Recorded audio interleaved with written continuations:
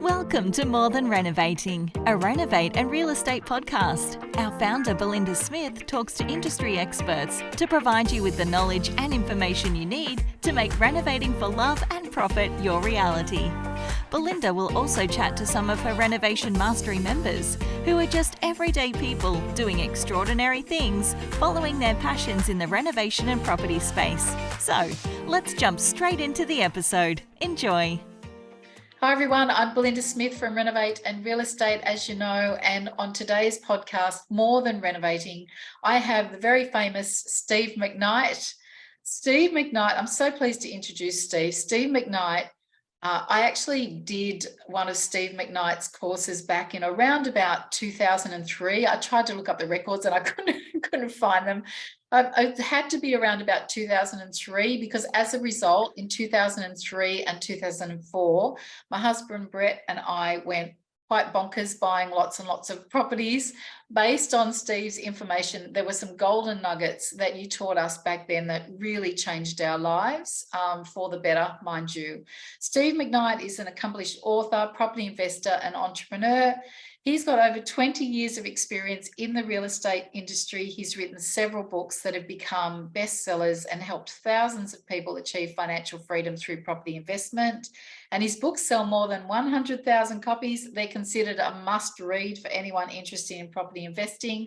I'll go through those books in a second. I can see Steve's blushing, but that's okay. He's got a background in accounting. Can you tell my wife? That's all I want to know. Like, I'm just the guy who picks up the dog poo when I walk the dog. So this is a refreshing boost to my ego. Thank you very much. I'll continue. Steve goes deep into the numbers. Like, you really specialize in creating positive cash flow, focused on working towards retiring free. And we'll talk about that a little bit as well.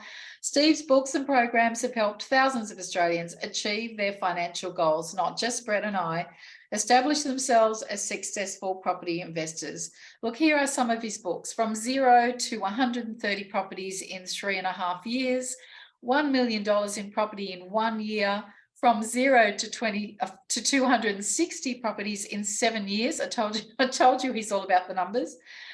Millionaire, which is co-authored with Stu Silver, From Zero to Financial Freedom and How to Do It Today. And the latest book, which I've just read, which completely blew my mind, Steve, Money Magnet, which is all about how to attract and keep a fortune that counts. So there you go. Welcome, Steve. Wowee. Thanks, Belinda. Thanks for having me. And hello, everyone. You're so welcome. And I'm so pleased you said yes, because, you know, I've been a fan for a long time, quietly in the background. You really did deliver some teachings back in the day that changed the way Brett and I thought about finances, the way we thought about property, and really, quite realistically, based off your information in the 18 months following your course and some other property education, we went deep back then. We went out and bought 7 homes inside 18 months. We were just ordinary folk. Brett was a mechanic back then. I was in the police force. We'd already flipped a house and built one, so we had some equity, but you changed our thinking about property. We would have bought totally different types of investment properties, or perhaps none at all, had we not have come across you and your teachings. So thank you. Well, you're most welcome. And these days, I've just turned 51, actually. This is the first podcast or interview I've done since turning 51 a couple of days ago. Okay. And as you cross over the peak of the mountain and start walking down the other side, you start to reflect a little bit more. And whereas once I was a bit of a property evangelist and trying to teach people a certain way, now I sort of come at it from a different angle and say to people, look, there are many ways to achieve the goal. Here's a different way of thinking to achieve a different outcome. And I like to consider myself as a catalyst or a waypoint. And when you fly somewhere, these waypoints are little markers along the way, or at a waypoint, you'll change direction. And perhaps this podcast will be a waypoint for someone like you attending the seminar was back 20 years ago. And it'll cause people to think differently, or perhaps to ask a different question, or come up or search for a different answer. And that will put them on a path to a better outcome, which, if that happens, it's a blessing to be a blessing. It's such a privilege to be in a position, and that I actually find myself in now, and in my 50s, almost 60. Such a privilege to be in front of people and be able to change their thought patterns just a little bit and help them set different milestones and different goals. Yeah, I'm always astounded that people want to listen to me, because I'm a guy, and to borrow a line from a wealth creation person I studied with, Robert Allen, I was in the bottom third that made the top 2/3 possible at school.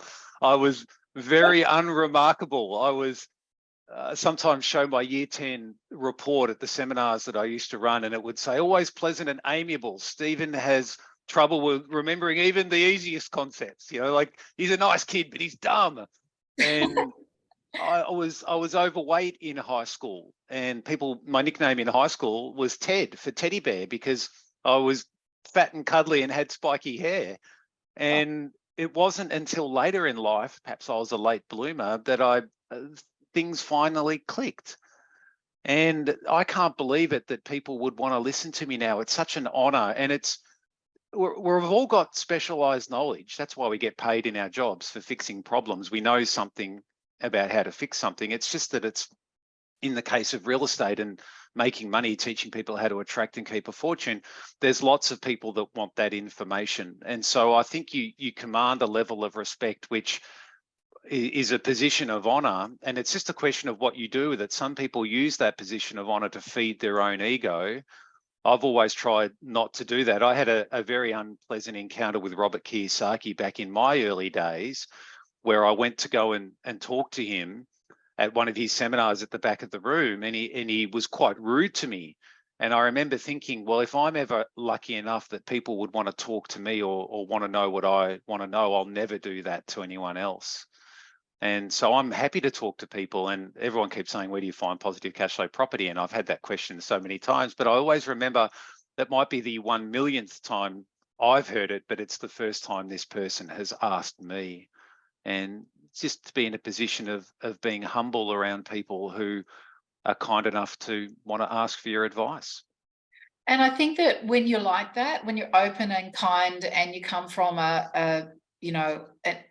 like your focus is generosity, that people are brave enough to ask those questions, that can change things for them in their future. So, yes. Yeah. I often say, if you were at the beach and you were being sucked out in a rip, would you be too proud to put up your hand and ask for help? Yeah. Or you'd be silly to do that. You want someone to come and rescue you. So if you're in a financial crisis at the moment, if things are not working for you, if you are feeling like you're being sucked out to sea in a financial situation, the first thing you need to do is to say, help, someone help.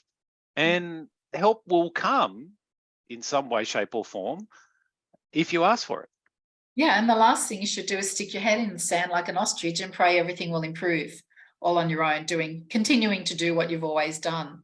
I rarely see things getting better if left alone. Yeah. Normally some sort of intervention is needed to correct a miscalculation. Yeah, I agree. You've stayed very, very consistent with your message about growing property, growing multiple streams of income. And this money magnet, I think, just brings everything round it just ties things up so beautifully in a big bow, all of the things that you've taught over the year about creating wealth. A lot of it too, and you mentioned this really clearly in the book, is our mindset about money. And the book is full of Steve-isms. Firstly, before we start, explain what a Steve-ism is. I know. A good friend of mine, Raina Hannell, married to Alina, and Alina and I used to work in accounting before I'd even owned a property. And Alina's the one who said to me, what do you think about investing in Ballarat? And I said to her, you should never invest in the country because you'll never get capital growth. Yeah. And so it's quite ironic that years later, Dave and I went and bought all this property in Ballarat after talking Alina out of it. Anyway, Raina and Alina, we've known each other for since 1998 at least, possibly a little earlier since then. And Raina was saying to me one day, Steve, you're known for all these sayings, and in our household, we call them Steve-isms. And when I was putting Money Magnet together, I like to start each chapter with a quote. But in the final editing process, the publisher said, you can't include these quotes because you don't have permission to use them. You can only use them if the person's dead. And I was like, oh, this sounds like it's all too hard. I know it's a bit self-indulgent, but why don't we just start each chapter of the book with a so-called Steveism and try and thread that back into the theme of that chapter? And they're just little handy sayings that people can remember, hopefully, to give them encouragement along their own journey to whatever financial outcome they're heading towards. My favourite Steveism is, remember, there is nothing free about financial freedom. And people make that mistake. They think financial freedom's easy.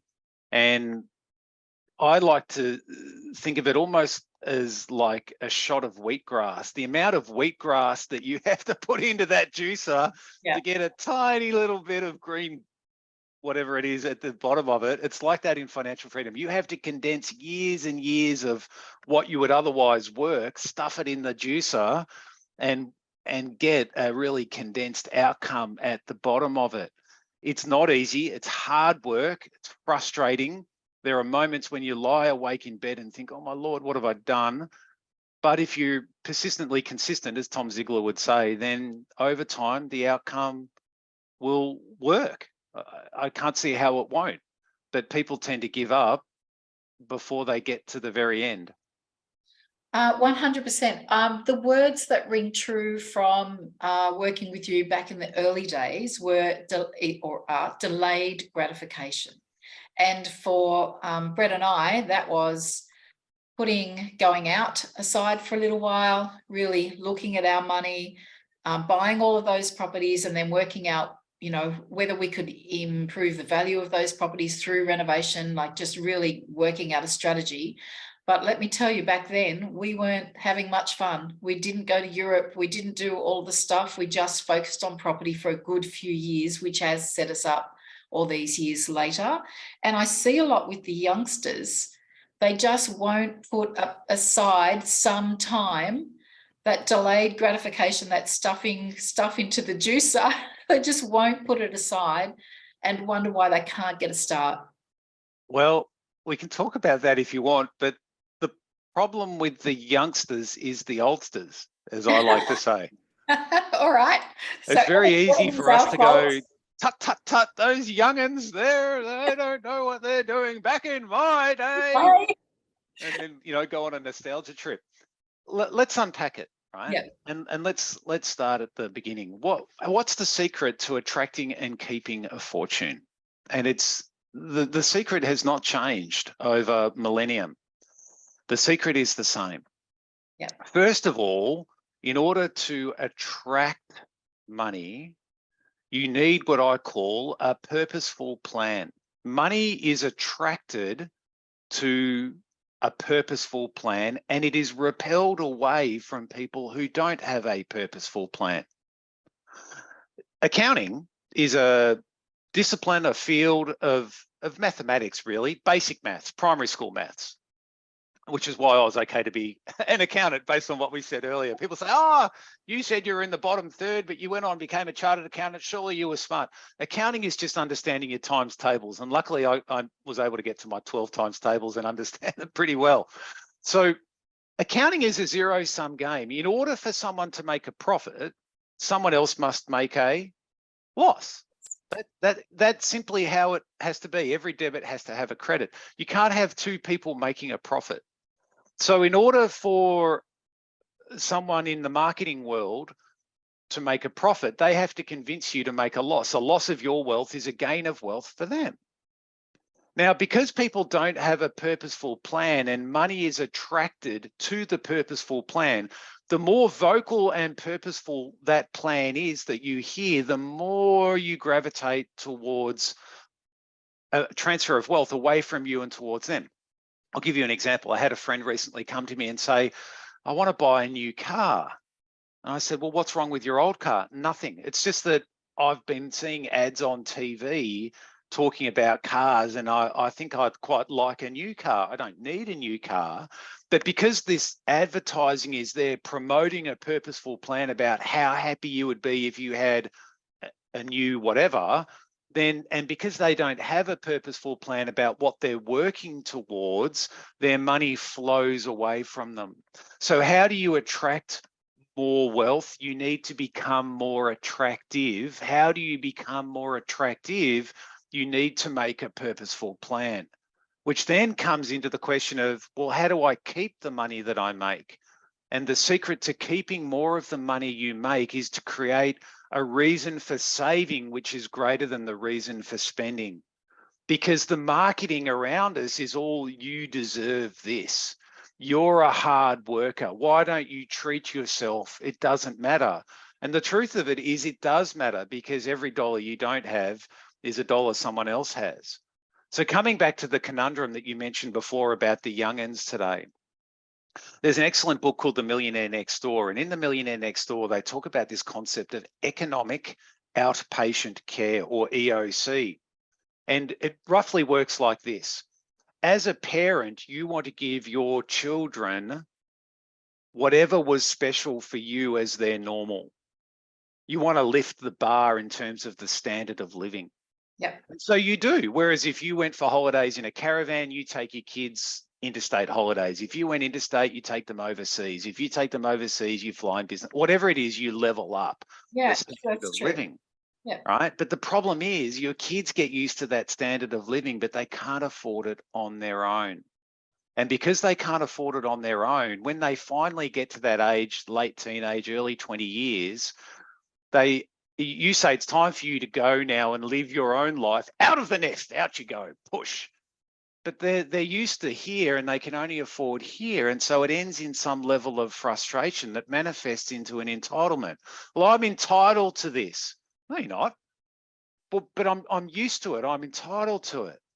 And no, you have to work hard for it. But I've never had to work hard for it before. It was always given to me. And so what happens is, parents are setting up their kids for an expectation that it just happens. You just get it. You're given it. You don't have to work for it necessarily. And so we set ourselves, our children, up for this pattern through life, and they're in for a bit of a shock that the world doesn't see them as the number one person in the world. And if they want something, they have to work for it. And it's the curse of the third generation. I'm anticipating that you saw your parents work really hard just to make ends meet and get ahead a little bit. Agree. So now the second generation says, well, my parents worked really hard. I've worked really hard, but I want to insulate my children from having to work really hard. Yeah. That's so true. Yes. And so our children become the product of what we've made them, which is, damn it, why don't you work harder and get ahead in life? But it's not their fault, because we've ingrained them into not working hard. By not saying no, by not getting them to work harder earlier, we've set the plan in motion to effectively financially disempower them. And that's a key theme in Money Magnet, because your financial pedigree is what you've received from your parents, and your children's financial pedigree is what they'll be passed on from you. And normally a person can only achieve whatever their parents achieved without the addition of new information, what I call an intervention. Now, you had an intervention. You talked about coming to a seminar that I ran, or perhaps someone else ran back 20 years ago, and that set you on a new course. If you hadn't had that intervention, the highest you could have hoped to achieve is what your parents achieved, because they would have been most likely the strongest influences on you in your life. And that's why, if we stop today and say, where am I going to end up financially? The most accurate indication of where you'll end up financially is wherever your parents are. And so if your parents are on the pension and are asset rich and income poor because they followed this mantra of get a job, buy a house, pay it off, and end up effectively asset rich, income poor in retirement, yes, that's the DNA, that's the programming that you're following as well. So this is a bit of a longer conversation that we've headed on, but it's all ties together. And the reason for Money Magnet is, as you've said, I've spent my life talking about real estate and real estate investing, but that's really step two. Step one is, if you've never learnt to attract and keep money, it doesn't matter how much money you earned, it's very slippery. It'll slip through your fingers unless you can make it sticky. And in order to make wealth sticky, you need the purposeful plan and you need the compelling reason not to spend. That's the secret. It's remarkable to watch people who earn a lot of money or a lot more money than the average Joe spend a lot more money than the average Joe. Like, it doesn't seem to matter what people earn, they'll spend it. They'll spend Absolutely. And it's not their fault. It's just that they don't have a purposeful plan and they don't have a compelling reason not to spend. So if you're a surgeon, it's expected that you'll have a house in a top 10 suburb of wherever you live, and that you'll have a car that's in the upper echelons of your car, and that you'll put your kids into the upper echelon private school. And so your cost of living goes up dramatically, notwithstanding that your income. So the difference between what you earn and what you spend is what you save. And if there's no difference between what you earn and what you spend, you don't save. And indeed, everyone is tempted, because of debt, to spend more than they earn and fund a lifestyle they can't afford. And as I write in Money Magnet, there's no such thing as good debt and bad debt. There's only bad debt and worse debt. And you can get into debt, but only if you can get out of debt, because debt is borrowing money you haven't yet earned and spending it now. And the more debt you have, the more tomorrows you have to earn or work to earn the money to pay back. So debt equals time. And the more time you owe, the less time you have. Time can only be spent once. It's a finite resource. You have to be careful about how you spend your time. And if you sell yourself into financial slavery by spending time you haven't yet got, or spending future time, the more tomorrows you owe today, the less tomorrows you've got to enjoy. And I've spoken many times on this podcast about speaking to people in their 50s and early 60s, and it's only at that point they realise that they've left things almost too late. It's never too late, but they're in a bit of a rush. I'm just going to read to you my favourite little section from your book. It's actually called that, A Miscalculation of Time. Steve, you say, I doubt anyone deliberately sets out wanting to live below the poverty line by relying on the age pension for survival in retirement. It just kind of happens. But how? One reason is a miscalculation of available time, a distraction caused by the hubbub and the busyness of life. So, Yeah, one of the quotes I wanted to include in the book was from a guy called Andy Stanley, who was a pastor from a church in Adelaide. And without having the quote here in front of me, I might be misquoting slightly here, but he said, people don't make a plan to mess up their life, but often they don't have a plan not to, which I thought was a fantastic saying. So people don't have a plan to mess up their financial future, but often they don't have a plan not to. And here's what happens. Life gets busy. And we follow a certain pattern in life, and I call this programming. And that programming comes from our parents and it comes from society. So the programming is roughly this, right? Let's run through the programming. You go to school, then you go to high school, and then you've got a branch off point. Some people enter the workforce, some people go and do further study. But eventually, whether you do further study or you go straight into the workforce, the next step is into the workforce. And then as you start earning money, you're then given the opportunity to get into debt. You can get a credit card, you can get a car loan, you can get a personal loan. And you think, oh, I'm young, I'm going to go and explore the world, or I'm going to do this, or I'm going to do that. And so you get into the habit of spending before you're ever in the habit of saving. Correct. Now, as I write in Money Magnet, you'll never get rich from saving, but you'll never get rich if you can't save.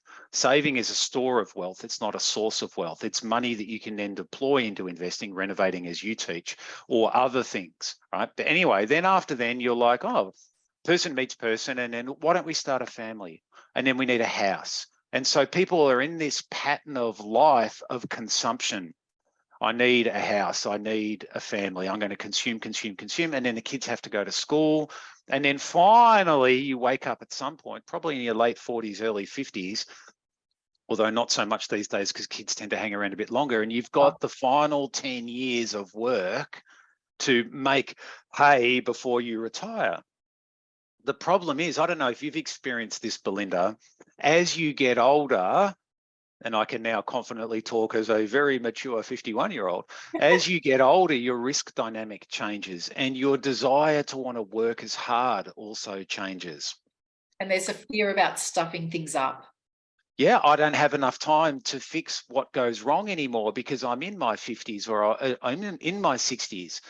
And therefore, the gift of youth and the optimism of youth tends to be into the reality of finite life and some degree of pessimism. So again, it's hard to attract if you're in a state of pessimism because you're not optimistic. You're like, oh, maybe I've left it too late. And so this hubbub and busyness of life speaks back to the lack of a purposeful plan. If you just let life unfold organically, you'll get to a point where you realize, well, hang on a second, I've only got a few more years to live, and I'm starting to see that the people that I know who are ending up on the pension aren't living a retirement that's financially empowered. It's disempowered and they've got to rely on the government. I don't want that. What can I do at this point in life to do something about it? Now, anyone at any stage of life can improve their financial situation. But if you start leaving it to later in life, your ability to borrow is compromised, your ability to take risk is compromised, your ability to deploy your capital is compromised. It's just harder. So don't leave it longer than is absolutely necessary. You probably know the saying, the best time to plant a tree was 20 years ago. The second best time is today. So if you didn't plant your wealth tree 20 years ago, well, the second best time to plant something or do something about it is right now. You speak a lot about creating multiple streams of incomes. What do you mean by that? Yeah, well, multiple streams of income is about securing different streams of income, sources of income, so that if one source of income ends, there are other sources of income that you can rely upon to water your wealth creation garden. But most people have one source of income, which is their employment. Yeah. And by definition, that source of income will one day run dry when you retire. I talk about the origin of the word superannuation in Money Magnet and how it actually really means when you become obsolete for the workforce, that you can no longer work in the workforce. So you know that your primary stream of income, if you're in employment, is one day going to dwindle and eventually dry up. And if that happens, your other source of income will be the government pension. Now, the government pension is not a river. At best, it is a little creek that will only water a fraction of the garden that you're used to having when you had your river of employment income. Yeah. And so you must drop your standard of living in retirement. So Belinda, I've got a great idea for someone who's 30 to work your whole working life to end up in a position where you have to lower your standard of living in retirement. Is that your purposeful plan? Well, of course not. Who would want that? I want my standard of living to be the same or even increase in retirement as I enjoy those so-called golden years of life. I don't want my golden years of life to be really bronze or brass. I want them to be golden. All right, well, we need to make a purposeful plan so that when you decide to retire, which might be at age 32, which is when I retired, you don't have to wait till you're 65, for you to then have gold, not bronze or brass. All right, what does that look like? What do I have to do? And as I say, you need to let the why, what you're trying to do, then determine the what, the when, and the how. You don't let the what, when, and how determine the why, because then you've got the cart before the horse. So whether it's renovating or whether it's share investing or, I don't know, God forbid, crypto or something, that's not my expertise, but that's the how. There's lots of hows. The right how for you depends on making the most money in the quickest time for the least risk and lowest aggravation. But before you've got the how, first work out the why. Now, I'd be interested in knowing, what was your why? Why did you get into property investing 20 years ago? What was the aha moment or the thing that you wanted to change? What was your revelation? I actually just wanted to live an easier life than I'd seen my parents live. Exactly what you identified very early in our talk today. Amen. Same reason I did. That was my why. My dad sold trucks. He went 7 in the morning, came home 7 at night, he used to have to drink sometimes liters of beer a night to numb his brain to get up and go back the next day. It was not a happy lifestyle. And he said to me, Steve, I wish I had have taken more risks earlier in my work life. And that was like, if I'm following the programming of my parents and I'm likely to do what my parents are doing, I actually found myself doing it, Belinda. I was going to work as an accountant and getting addicted to the security and the paycheck. And that's how I found the courage to leave accounting. So again, everything stems from having a reason to change. And you can't change and stay the same, right? This is why weight loss is so hard, because why do people go on a diet? Most people go on a diet so they can eat whatever they like guilt-free, which ends you up where? Which gets us right back to where you started from. Correct. I'm going on a diet so I can eat chocolate.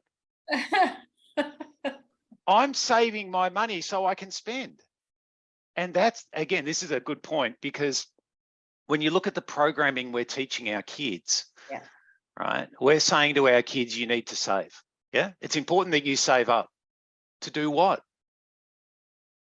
Why do you need to save? Well, you need to save for that overseas holiday. You need to save to buy a car. So what we're teaching our kids in terms of the programming is what our parents taught us. Our parents told us you need to save up for. Yeah. And so we just parrot out what our parents told us you need to save up for. We're teaching our kids to save to spend, which is better than teaching them to get into debt to spend, but we should be teaching our kids to save up and invest. Yes. And coming back to this multiple streams of income idea, is the best income you can have is income that you work for once and get repetitively paid for. I'll give you an example. You go and buy a commercial property, right? You spend that money once to buy the commercial property and it pays you an income over and over and over every month. So if you spend a month's rent, you only have to wait till the next month and you've got another month's rent. Correct. Keeps coming in. But you still have to spend the time to get trained and to find the deal and to put it together and know that. If you don't know that, then the lowest common denominator is swapping your time for money, and you get paid for solving problems. So what we need to do is we need to redeploy our time as a first step to redeploying our money.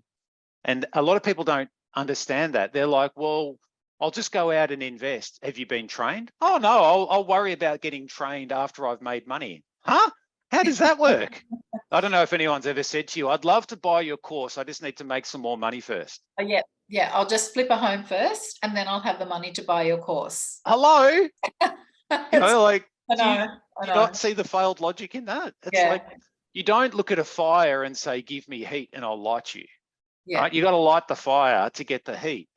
And anyone that bothers to invest without doing some structured training before doing so, like if you're interested in renovating, as I'm sure people listening to this are, if you don't train with Belinda, why wouldn't you do that? Someone who's got decades of experience about how to make this work might only be one or two sayings that you pick up immediately that can point you in the right direction and stop you wasting, not money. Money can always be remade.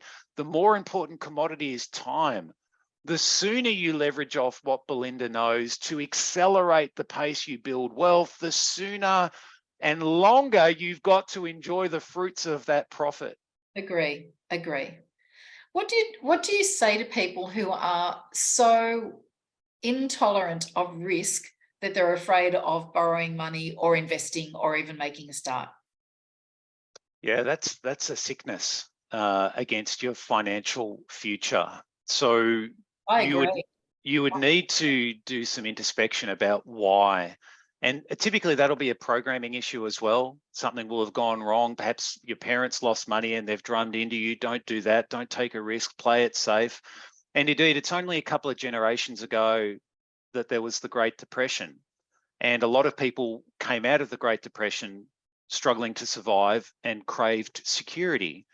And it's therefore possible, if you trace back a couple of generations through your financial family tree, which is one of the exercises in Money Magnet, that you'll find a parent or a grandparent or a great-grandparent that lived through the Great Depression, and then they set a certain psychology into future generations that might still prevail today. Here's what we know. Return and risk are related. The greater the return, the higher the inherent risk. Does that mean you need to take a naked risk? No, because the antidote to risk is skill. So I like to use the example of a racing car.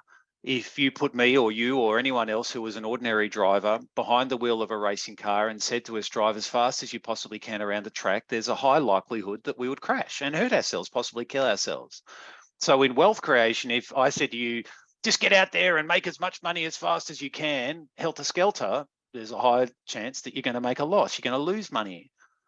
But if I said, before you get in the race car, I'm going to give you a week of intensive training, your ability to drive the car and manage the risk of navigating the course is diminished.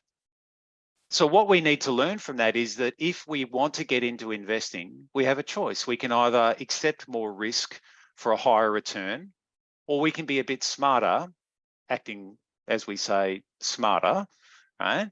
And you can get the training first, which then will dial down the risk, manage and mitigate the risk of possibly making a loss. Now, because I'm an accountant, and as you've mentioned a couple of times, I focus on the numbers. To me, investing is about doing your due diligence and understanding where the risk is, and then forming strategies to reduce that risk wherever possible. Now, I've only learnt that after buying hundreds of properties over decades, right? If I started today and I look at what I didn't know when I started, the knowledge gap was so wide. But this is why you can train with people like yourself to pick up that knowledge gap, to shrink the risk gap, so that if you, or when, not if you do make a mistake, the consequences of that mistake are contained. Yeah, and that's why we bounced off you, because you'd already sorted a lot of the stuff out, you know? And I didn't have it all sorted though, like I'm still learning today. Yeah, me too. But what you do is you start to see patterns in things as you've invested for long enough. Oh, I've seen that before. Here's what I did that didn't work. Here's what I did that did work. Yeah. Let's go what did work. Oh, no, that hasn't worked. All right. Well, now I need to be confident enough to be able to try something new. There was a toy we used to, in fact, I don't know if I've got one in my drawer here. Let me see. I don't, unfortunately. There was a little Shapo key ring. And it was from Tupperware. So they had the kids' toy, the Shapo, where you stuff the shape in the thing. So I used to give people a Shapo keyring to remind, say, look, use it every day to remind yourself that every problem has a solution, and that a solution doesn't necessarily fix every problem. And it's the same in investing. Whether you do renovating or anything else, you will make money when you solve problems. When you deliver a service and solve a problem, you'll make money. The more service, the bigger the problem, hopefully the more money that you'll make. So when you do renovating, you're solving a problem. You're solving something which is inefficient, i.e. it's no longer in its highest and best use. And your formula is that more perceived value than actual cost. Yeah. The more things that you add that add more perceived value than actual cost, the greater the margin is going to be in your profit. The more things where actual cost is greater than perceived value, then your margin shrinks. Yeah. Or is completely gone. Or if you get it wrong and you miss budget, or your value expectations. Yeah. Right. So this is about numbers. Now, managing and mitigating the risk is about. That's a new Steveism, mitigating. It's the work you do before you get started. Yeah. A lot of people don't know how to do that work, so they just jump into it and flum it as they go along. Well, of course, you're going to crash the car. It's just a question of how badly hurt you're going to be. Now, you might be lucky on the first corner or the second corner, but there's a corner coming that you don't know how to navigate that you're going to lose money on. It's just a question of when. I agree. In your opinion, what is the worst type of property someone could invest in? The worst type of property someone could invest in is one where they don't know what they're doing. I think so long as people live in houses, you can make money out of real estate. Yeah. But it's the nature of the problem and their ability to see the problem and manage the problem that gets people into trouble. So often people will say, I'm going to be a property investor, and they go and listen to what the so-called expert says they should do. Buy a good property in a good area with a good tenant and you'll have a good investment. But that hasn't been my experience. You go to a real estate agent, you say, is this a good property to buy as an investment? The real estate agent is going to say, yes, of course, it's a great property. How could you go wrong? You go to your accountant and you say, I want to invest in real estate to save tax. Your accountant will probably recommend losing money into a new property somewhere. Offset to your tax. But the question we want to ask is, as investors, how do I make the most money in the quickest time for the least risk and the lowest aggravation? Perfect. And when you come in with that construct, there's certain strategies that you'll naturally gravitate to. Some people it'll be renovating, other people it might be subdivisions, developing. These days, commercial properties where I like to make my money. Everyone's different. I like a little bit of it all, Steve, thank you so much for joining me today. And thank you for answering all of the questions in your Steveism ways. Guys, if you haven't thought about it yet, you will now. Go out and buy Steve McKnight's Money Magnet, How to Attract and Keep a Fortune That Counts. It's just a fabulous wrap up of all of your teachings. There is positive and negative energy in relation to our relationship with money, and it does matter with how wealthy we become. Just to close, Steve, in your opinion, what is the most important lesson that a reader could take away from your book, Money Magnet, and how should they apply it to their life? The most important lesson? I should have given you this question in advance, shouldn't I? Well, the most important question, or the most important thing I can say, is that it's the wisdom of my daughter's primary school teacher. If you don't have a plan, you get what you get and you don't get upset. Yeah, that's so cool. That's true. And if you want something, then you need to make a plan for it. But because we often don't know what we want, we end up with what we get. And I'm here to tell you that whether you learn from Belinda or you learn from me, there'll be a common theme if you look for the lowest common denominator, which will be someone who looked ahead in their life and said, I want more than that. I want something different. And they'll have enough motivation to have moved away from so-called safety and security into something which didn't appear safe or secure. And they went on this so-called journey. And that journey, there were mistakes and there were tough times, and it wasn't all beer and Skittles, as we say. But then over time, you then look back and you say, you know, what I used to think was safe wasn't really so safe. Yes. You see people who are made redundant in their 40s, or they struggle, or they end up on welfare or whatever it might be. And you say to yourself, thank goodness I had the courage to make that decision when I did. So what I'd like to finish up with is to say to people, it doesn't matter where it comes from, but how are you going to find the courage to try something new? And remember this, if it doesn't work early on, you can always go back to what you're doing now. But if what you're doing now is your worst case scenario, what do you really have to risk? If you can always go back to doing what you're doing now, but you can't always move forward because, as we said before, as you get older, it gets harder. Why not give something a go now? It doesn't have to be road to Damascus change radical. It can be a little try on something and just say, how did that work? As the waypoint to gradually shifting away from where you are now to a better and brighter financial future. I love that.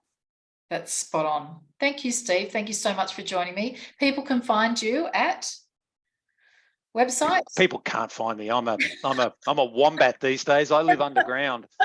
Look, people Steve's can been jump retired on. for a while. I've dragged him out and about. It dusted me off. Moneymagnet.au is the website that relates to the book. And then my other website, which I don't do too much on anymore, but propertyinvesting.com if you're interested. Yeah, fantastic. Thank you so much for today. Appreciate your time. Out you go, out into the retirement wilderness. You can go now. I'm going back into the tunnel. Bye, everyone. Bye.